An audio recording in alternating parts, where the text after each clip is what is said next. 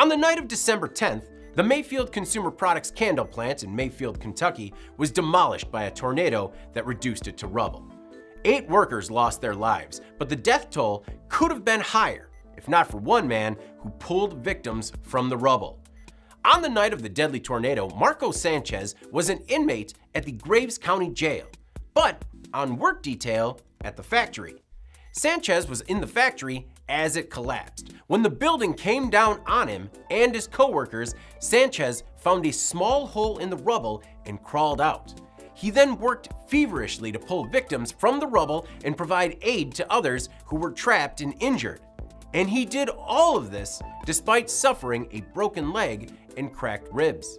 It was miraculous that Sanchez survived, as many people died in the area where he crawled out. After he freed himself, he went to find tools and other supplies and came back looking for survivors. He freed several people, possibly saving their lives.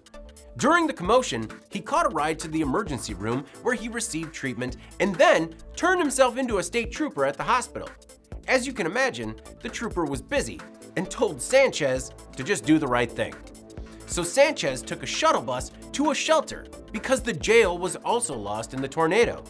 Once he arrived at the shelter, he was placed back into custody.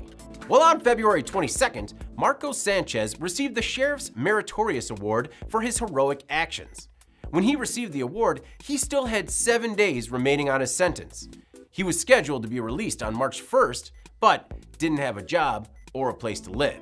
According to Sheriff John Hayden, Sanchez is a hard worker who also helped the county government move offices in the aftermath of the tornado.